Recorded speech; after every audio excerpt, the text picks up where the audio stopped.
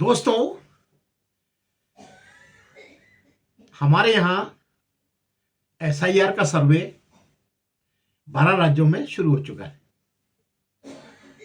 जिसका कि हमारे जो विपक्षी नेता हैं माननीय राहुल गांधी जी ने बहुत विरोध किया। उनका साथ भी अखिलेश यादव ने भी दिया, ममता बनर्जी ने भी दिया, सब ने दिया और दुनिया भर के हाई कोर्ट, सुप्रीम कोर्ट तक इन लोगों ने खूब अप्रोच करी।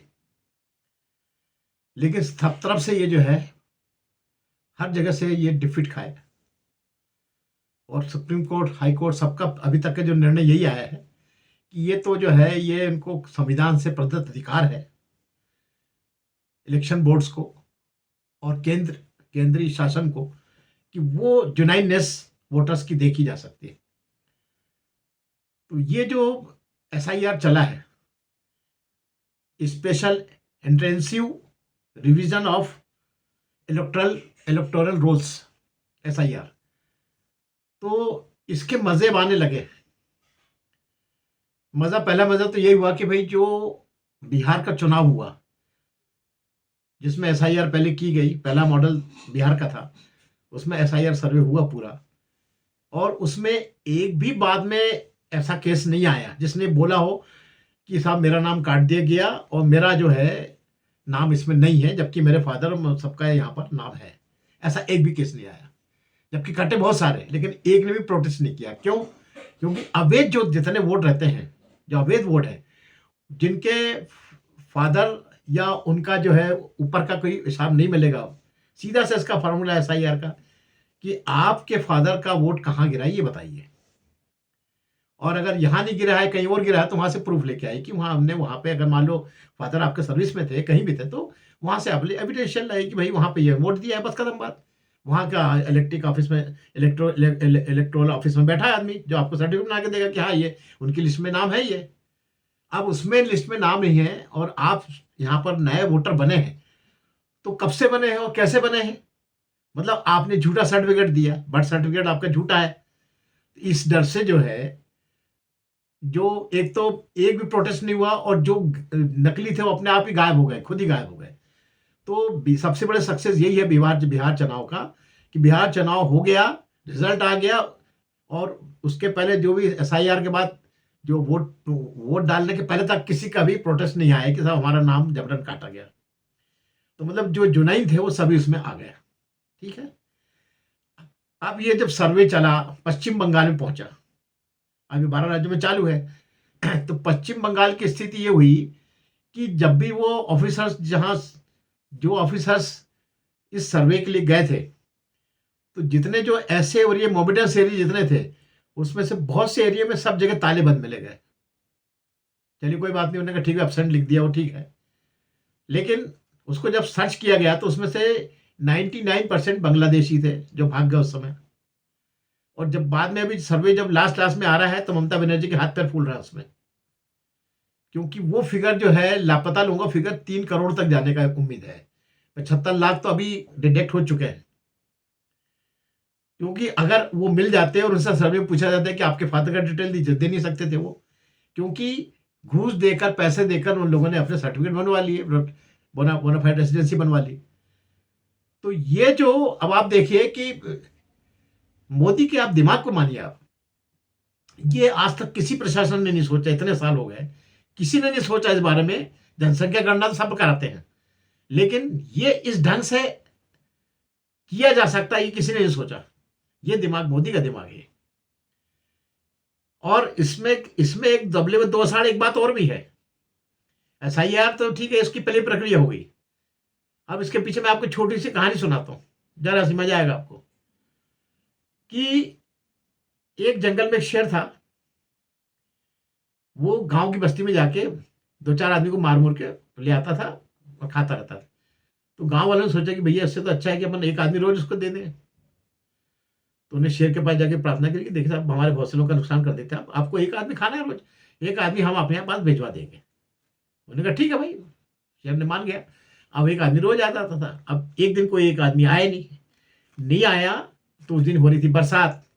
तो शेर ने सोचा यार थोड़ी बरसात हो रही रुकेगी तब आएगा। अब उसको भूख लगी बहुत जोर से शेर को, तो वो गया उस घर के आदमी के घर के सामने बड़ा खड़ा होकर देखने लगा कि ये आदमी यही रहता है, नाम तो दिख रहा है इसका। तो अंदर से आवाज आई कि देखिए, जितना शेर का इससे खाने का मुझे डर नहीं है, उससे ज्यादा मुझे टपके का डर है। टपका मतलब उसके घर में पानी टपक रहा था, उसकी व्यवस्था में लगा था वो। अब मैं भले ही चले जाऊं, लेकिन घर के लोग परेशान ना हो। तो शेर ने सोचा कि यार, ये टपका कौन सा है जो मेरे से बड़ा आदमी है, जिससे शेर से बोल रहा है कि शेर से मैं नहीं डर रहा हूँ, टपके से डर रहा हूं मैं। तो ये इसी कहानी को चरितार्थ इसमें हो रहा है। एसआईआर से तो जो होना है सो हुआ, लेकिन अगर इससे बच गए, अगर आप कहीं धोखे से आपने कहीं इनलिस्टेड करा लिया, तो एनआरसी में, नेशनल रजिस्टर ऑफ कम्युनिटी, इसमें आप कैसे बचोगे? क्योंकि इसमें फिर वही सर्वे होगा, इसी ढंग का सर्वे चालू है, और ये असम में हो चुका है। तो ये सर्वे होगा, तो इसमें फिर फंसोगे आप। तो इसका मतलब यह है कि अब आप देख लो, अभी स्थिति पश्चिम बंगाल की यह स्थिति है कि वहां कतारों से लंबी लगा के लोग जाने के लिए तैयार है, अपने देश जाने के लिए तैयार है। क्यों? क्योंकि केंद्र ने क्या किया है, सब स्टेट को आदेश दे दिया है कि आप अपने डिटेंशन सेंटर भी बनाइए। वो जेल में नहीं, ऐसे लोगों को जेल में नहीं रखा जाएगा, डिटेंशन सेंटर में रखा जाएगा। और उनके ऊपर जो भी मुकदमा चलेगा वो तो चलेगा ही, जो जुर्माना होगा तो हो ही। इसके बाद इनको जो है वापस वहां से फेंक दिया जाएगा, अपनी बाउंड्री से बाहर, कहीं मारो तुम, हमारी बाउंड्री से, भारत की बाउंड्री से बाहर। तो इस डर से लंबी लंबी लाइनें बांग्लादेश में जाने के लिए अपने आप तैयार हो गए लोग कि भैया अब यहां सर्वे हो गया, भाग लो यहां से। तो ये आप देखोगे कितना तमाशा चल रहा था इतने सालों में, है ना। सन 71-72 की जनसंख्या के बाद अभी तक तो जनसंख्या गणना भी नहीं हुई है। तो इस साल जो है 26 में ये जनगणना भी होना है। वो ये तीनों चीज एक साथ होना है, एसआईआर भी हो रहा है, एनआरसी भी होना है, जनगणना भी होना है। तो कहां तक बचोगे आप? और आप देखिए कितना बड़ा हमारा झोलझाल चल रहा है अपने देश का, कि हम करोड़ों रुपए के करोड़ों जो लोग हैं, अभी तो एक ही बाउंड्री से पता लगा है पश्चिम बंगाल की, ऐसी बहुत सी बाउंड्री अपने चारों तरफ, बहुत से कंट्री अपने आजू बाजू हैं जहां पे ऐसे ही चल रहा है आने जाना। तो ये जो ऐसे लोग आ जाते हैं, और ये सब क्या होता है, गरीबी रेखा के नीचे रहते हैं। तो जितनी सुविधाएं अपने यहाँ के गरीबों को नहीं मिलती, उससे ज्यादा सुविधा लेने में सबसे पहले ये आगे रहते हैं। आप मोबिलियंस में देख लीजिए, सब स्लम एरिया में रहेंगे, और एक घर के 5-5 सदस्य, पांचों के पांचों जो है सब योजना का लाभ लेते हैं, अलग अलग, सब अपने आप को अलग अलग बता देते हैं। तो ये जो तमाशेबाजी चल रही है रेवड़ी बंटने की, और रेवड़ी में भी अंधा, ऐसी रेवड़ी बंटना की जो साला हर कहीं जा रही है, जुनाई आदमी को तक पहुंच ही नहीं पा रही वो फिर भी। तो ये जो तमाशे है, ये आपके तीन चीज में, एनआरसी में, और अपना एसआईआर में, और जनसंख्या में, तीनों में कवर हो जाना है, 26 तक सब कवर हो जाना है। इसके बाद जो आपका जो एनआरसी जो रहेगा, आपको फिर कुछ नहीं करना है। आपको अपना सर्टिफिकेट बनाने के लिए एनआरसी में आपका नाम होना चाहिए बस। एनआरसी में नाम होते ही आपका सब कुछ शामिल हो गया उसमें, आपके सारे बोनाफाइड रेजिडेंट शामिल हो गया, आपकी वोटर आईडी शामिल हो गई, और हो सकता है उसी में आपका, अगर उन्होंने कॉलम रखा कि आपका जन्म, तो जन्म तारीख भी उसी में मेंशन हो जाएगी, सब कुछ मेंशन हो जाएगा आपका। सारे सर्टिफिकेट आपको एक ही जगह से मिल जाएंगे आपको, अगर आप जुनाइन केस है तो ये जो एनआरसी का जो काम है और एसआईआर का, ये किसी देश ने नहीं सोचा। आप देखो हर देश में माइग्रेशन होता है ऐसी, जहां बाउंड्री वहां से भाग के लोग वहां घुस जाते हैं, हर देश में होता है। लेकिन उनको आज रोकने का अभी तक कोई ने बहुत बड़ा फार्मूला नहीं बना। ये इंडिया एकमात्र है जिसने फार्मूला ये फिट किया अपना। और इस फिट में अगर उसका वो तो मजबूर बेचारा ऐसा है कि काम तो इन लोगों से ही लेना है जो उसके मिशनरी है, और मिशनरी तो वही है जैसे पहले कांग्रेस की मिशनरी थी, वही मिशनरी अभी है। तो किस किस चीज से लड़े, वो बाहर के लोगों से लड़े कि अपने मिशनरी से लड़े, फिर भी जितना सुधार उसकी बुद्धि से, उसकी शक्ति से जो हो सकता है, वो मोदी कर रहा है। उसको फॉलो कुछ लोग कर भी रहे, योगी जैसे लोग कर भी रहे, और बहुत से अच्छे जो सीएम सब कर रहे हैं। लेकिन सभी सीएम से लेकर ऊपर तक सभी मजबूर है कि मिशनरी जो है, मिशनरी में घूसखोरी कितनी भरी हुई है, इसका अगला एपिसोड में बनाने वाला हूं आपको, और विद एविडेंस बताऊंगा कि कैसे कैसे ये जो आज के जो ये अधिकारी हैं, किस ढंग से ये कोई अधिकारी दूध का धुला नहीं बचा है। और ये सब बातें मैं आपको बताऊंगा कि कैसे एक स्पेशल सेक्रेटरी ने खुद एक्सेप्ट किया उसको, कि जितने कलेक्टर हैं सब के सब घूस ले रहे हैं मध्य प्रदेश के। तो ये मैं आपको अगले एपिसोड में बताने वाला हूँ ये। तो आप देखिए कि मतलब हर चीज पे मोदी को टोका जाता है, मोदी ने ऐसा किया, मोदी ने वैसा किया। अरे मोदी कहाँ तक जाएगा? एक 88 साल का बूढ़ा आदमी है, वो कितना काम करेगा? क्या आदमी अपनी जान दे दे क्या? वो जान देने को भी तैयार है बेचारे, उससे भी तुम्हारा भला हो जान देने को तैयार है। तो ये बात को पब्लिक को समझना पड़ेगा। जो सोशल मीडिया पे हर कुछ लिख देते हैं आप मोदी के बारे में, कोई उसको गाली देता है, गलौज कर देता है, तो ये आप थोड़ा सा डरो भगवान से कि ये जो है ये देवतुल्य लोग हैं, इनको गाली देकर तुम अपने सूर्य को दीपक थूक कर अपने मुंह पर गिरा रहे हो। ये मत करिए, गलत है ये। इतने योग्य और प्रतिभाशाली व्यक्ति बहुत बिरले आए हैं, बहुत बिरले आए हैं। इंदिरा गांधी को वैसे मानता हूं मैं कि इंदिरा गांधी हुई, लाल बहादुर शास्त्री हुए, सुभाष चंद्र बोस हुए, ये उस लाइन के लोग हैं जिन्होंने देश के लिए अपना सब कुछ न्यौछावर किया। लेकिन इंदिरा गांधी वैसे अलग है, क्योंकि उन्होंने फिर जो है बाद में परिवारवाद चलाया, उन्होंने जो है धन संग्रह किया, उनके ऊपर आरोप लगा दिया, जयपुर खजाने को लूटने का भी आरोप उन पर लगा। और आपका जो स्विस बैंक में जो है जो तहलका.com की दूसरों की लिस्ट थी, उसमें इनकी प्रॉपर्टी बताएगी कितने हजार कितने अरब करोड़ डॉलर की। तो ये सब चीजें से दूर मोदी का आज भी जो है जो भरा हुआ है प्रोफार्मा चुनाव का, उसमें कुल संपत्ति उसकी 1.5 करोड़ रुपए है, जिसमें वो 2 बार सीएम रहे, 3 बार सीएम रहे, 2-3 बार अभी पीएम रहे। इनकी सैलरी सब मिला के और अचल संपत्ति के नाम पर कुछ भी नहीं है। एक मकान जो पुश्तैनी था वो भी उन्होंने भाइयों को दे दिया, जैसे मदर के पास वो जाते थे मिलने, जिसमें वो बच्चे बचपन से पढ़े लिखे बड़े हुए, वो भी उन्होंने भाइयों को दे दिया, वो भी उन्होंने नहीं लिया। तो ऐसे तपस्वी लोगों के लिए कुछ भी कहना गलत है। तो हाँ, मैं असली मुद्दे पर भटक रहा हूँ। तो अभी जो है इनको सबसे ज्यादा जो मैंने आपको कहानी सुनाई शेयर वाली, तो इनको एसआईआर से अब डर नहीं लग रहा है, इनको एनआरसी से अब डर लग रहा है। ये जितने जितने जो विरोधी लोग हैं, खासकर ममता बनर्जी, जिनकी जो है जो वोट, कितने वोट से जीतते हैं आप? हमेशा 10-25 हजार वोट से जीतते हैं, 1 लाख वोट से जीतते होंगे, बस इतनी है ना। कोई भी अगर लीडर जीतता भी है तो एक कोई लीडर जीतता है तो 1.5 करोड़ 1.5 लाख वोट से अधिकतम, अगर बहुत ज्यादा किसी का टारगेट। और ये जो लाखों करोड़ों जो वोटर्स जो निकल रहे हैं, जो बांग्लादेश भाग रहे हैं, ये कहाँ किसके थे? वो किसके खाते में जा रहे थे? ये सीपीएम और यही ममता बनर्जी। और ऐसा बहुत जगह है, ऐसा झालझोल, कई जगह झालझोल है। हर स्टेट में जहाँ जहाँ जो माइग्रेशन होता है, इसमें ये झालझोल चलता है। जो लेबर माइग्रेट करता है, उस बिहार में जो लेबर गुजरात मार्केट माइग्रेट करता है, उसके नाम पे वोट डल जाते हैं यहाँ पे। वहाँ बेचारा उसको वोट डालने का मौका ही नहीं मिलता, यहाँ पे उसके नाम पे दूसरे वोट अपने हिसाब से डाल लेते हैं। बहुत से तमाशे थे ऐसे। तो इन सब पे जो अंकुश लगा है, ये अंकुश ने इस देश की जड़ हिला के रख दी है साहब। एसआईआर को मजाक मत समझिए। और ये पूरे अभी तो 13 प्रदेश में चला है, ये पूरे प्रदेशों में चलने वाला है। और ये जहां जहां बॉर्डर कंट्रीज हैं, बॉर्डर स्टेट्स जो है, सॉरी कंट्री बोलो, बॉर्डर स्टेट्स जो है, वहां पर आपको झोलझाल भयंकर मिलेगा। और जहां पे भी मोमेंट्स बढ़ते हैं, वो दूसरे स्टेट की बॉर्डर से क्रॉस होकर जाते हैं। जहां से भी उनके जो है, उनका एक आदमी इधर दूसरे स्टेट में गया और वो धीरे धीरे चाचू ताऊ सबको बुलाता है, चाचू मामू जान सबको बुलाता जाता है, धीरे उनकी कम्युनिटी बन जाती है। और इनको संरक्षण देते ही देते हैं वोट के लालच में कि इनका वोट मिलेगा हमको। और कांग्रेस ने यही काम किया है इतने साल। उसने जो इस ढंग से ये जो कम्युनिटीज बनाई हैं, अब इसका जो तोड़ जो निकाला है, अभी असम में जो है वहाँ विश्वास साहब ने ये किया, सीएम साहब ने, वहाँ एनआरसी चालू है, वहाँ पर चुनाव भी है, एनआरसी भी है।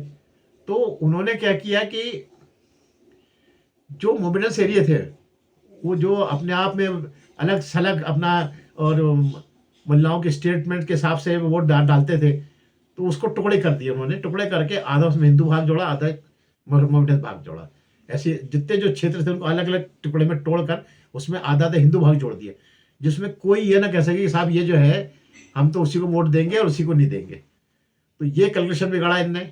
दूसरे अभी जो ये जो होगा, आपने क्या कहते हैं, जनसंख्या, तो जनसंख्या का जो जनगणना जो होगी, तो जनगणना में क्या है कि अभी ये सब जो है फिर रिवी डिवाइड और होना है अभी क्षेत्र, चुनावी क्षेत्र। यानी जनसंख्या 71 की जनसंख्या के हिसाब से चुनाव क्षेत्र है, इसलिए बड़े बड़े हैं ये। आने वाले समय में ये और छोटे होंगे, क्योंकि जनसंख्या अब इससे जो है अभी मैं जो 71 की जनसंख्या से बात अभी की जनसंख्या 40% 45% बढ़ चुकी है। तो अब ये जो है चुनाव के क्षेत्र की संख्या बढ़ाई जाएगी। और इसमें जो है साउथ ने ये कहा भी था कि इससे तो हमको ना बीजेपी को फायदा होगा, ये इसने अपने मध्य भारत में ज़्यादा सीटें बढ़ा लेंगे, हमारे कम पड़ेगी। तो इलेक्शन बोर्ड ने कहा ऐसा नहीं होगा, पर रेशो वही रहेगा। जितने आपके स्टेट हैं, जितना आपका जो है जहाँ जितनी पॉपुलेशन बढ़ेगी उतने आपके भी एमएलएस बढ़ेंगे। लेकिन जो है क्षेत्र तो यानी आपके एमएलएस की संख्या बढ़ जाएगी उसी रेशो में जितनी रेशो में अभी चल रही है, और ऐसी जो इधर के क्षेत्र उसमें बढ़ेगी। और इसमें एक लफड़ा और है अभी अभी इस बार जो महिला आरक्षण की बात चल रही है, महिला आरक्षण अगले चुनाव पे तो हो ही जाएगा, तो वो सीटें भी कटेंगी। तो ये सब मिलकर जो है आने वाले समय के लिए, इसलिए जो है विरोधी बहुत चिंतित है कि कैसे सरवाइव करेंगे। और ये जितने कमजोर लोग होते हैं उन्हीं को ये डर हमेशा सताता है। जो सक्षम लोग हैं, जो बुद्धिमान लोग हैं, वो अपना सब हर जगह अपना रास्ता निकालते हैं और अच्छे सही रास्ते से चलते हैं। और ये ऐसे लोग जो गलत रास्ते से चलते हैं, इसका उदाहरण सबसे बड़ा पश्चिम बंगाल दिख रहा है आपको।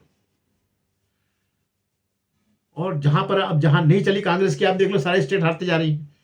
कोई स्टेट इनके बाद बची नहीं जिसमें कि ये इनका जो है कुछ काम चला हो।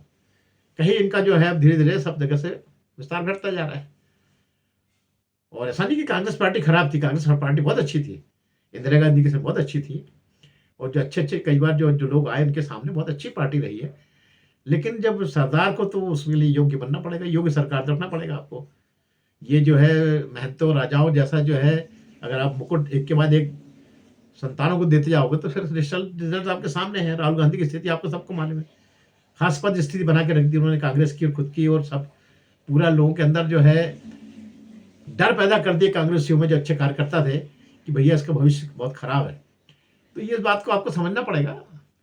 और फिलहाल में तो मुझे दूर दूर तक अभी फिलहाल में कोई ऐसा प्रतिपक्ष स्ट्रांग दिख नहीं रहा है, और इसी में हमको बहुत संभावनाएं दिख रही हैं। क्रीमी लेवर बहुत है हमारे पास बीजेपी के पास। तो आने वाले समय में ये ही आगे बढ़ेंगे। और ऐसा अभी लग रहा है कोई अच्छा नेता कांग्रेस में आ जाए, हम तो स्वागत करेंगे अगर अच्छा नेता आ जाए। प्रतिपक्ष भी बहुत अच्छा होना चाहिए, लेकिन ये लोग अपने सत्ता गांधी परिवार का मुंह छोड़ नहीं सकते। गांधी परिवार किसी को आगे आने नहीं देगा, एक पक्का है। और जो पराये लोग थे वो सब बुढ़े हो रिटायर्ड होते जा रहे हैं, चाहे दिग्विजय सिंह हो, चाहे अपने कमलनाथ जी हो, सब अपना एज के हिसाब से सब जो है अब एज पार्ट लोग हो गए हैं। देखिए भविष्य जिसका जैसा हो। लेकिन मैंने देखा भारत माता अपना काम कराने के लिए किसी योग्य आदमी को हमेशा भेजती रही है। तो इसलिए भारत माता की जय। भारत माता जरूर कोई अच्छा काम करेगी जिससे हमारे देश का भला होगा। अभी जो लोग हैं उन लोगों ने काफ़ी अच्छा भला किया। कश्मीर हमारे पास वापस आया, हमारे पास ये जो इसी प्रकार से एनआरसी SIR जैसे बहुत बढ़िया काम हुए सब। तो अच्छा एक बात तो और भी बढ़िया है वो कि अब जो है जो करेंसी सब खत्म करने की बात आ गई टोटल। अब UPI पेमेंट को पूरा स्ट्रांगली अडॉप्ट होने वाला है, बहुत जल्दी अडॉप्ट होगा, उसके सब एक्सपेरिमेंट चल रहे हैं। आने वाले समय में आपको नोट को तरस जाओगे आप। आपको जो काम होगा वो थ्रू जो है ऑनलाइन पेमेंट से होगा, और इतने बढ़िया तरीके से होगा कि आपको कहीं उसके पैसे जेब में रखने की जरूरत ही नहीं पड़ेगी। तो उसके कारण क्या है, नंबर 2 की कमाई सब बंद होना है, ये तय है। और फिर हरी इच्छा जो भगवान अपने को दिखलाएगा समय देखेंगे अपन। मैं पंडित अनिल मिश्र राष्ट्रीय कल्चर से आपके लिए ऐसे बढ़िया कंटेंट लाता रहता हूँ। और मेरा आपसे निवेदन है कि इसको सब्सक्राइब करिए, बेल आइकन दीजिए, और इसको ज़्यादा से ज़्यादा शेयर करिए जिसमें लोगों को कंटेंट समझ में आए। देश कहाँ जा रहे हैं समझिए। केवल गाने बजाने और केवल अच्छे संगीत सुनने से जीवन नहीं होता है, अच्छे से सीरीज देखने से नहीं होता है। जो आजकल दुनिया भर की जो सीरीज चल गई हैं, तो ड्रामेबाजी से जिंदगी नहीं चलती। आपको आपने देश का नमक खाया है, देश के बारे में सोचना भी आपका अधिकार है और समझना भी आपका अधिकार है। तो इसको ज़्यादा शेयर करके लोगों तक कंटेंट पहुँचाइए जिससे लोगों को वस्तुस्थिति का ज्ञान हो और वो इसका लाभ लेकर कुछ देश के लिए कुछ सोच सके। और ना सोचे तो कम से कम मन में ये तसल्ली तो आए इनको कि हाँ यार काम बहुत अच्छा हो रहा है कि नहीं हो रहा है। मॉनिटरिंग तो करें कम से कम। होना एक बार पंडित अनिल मिश्र राष्ट्रीय कल्चर। Thank you.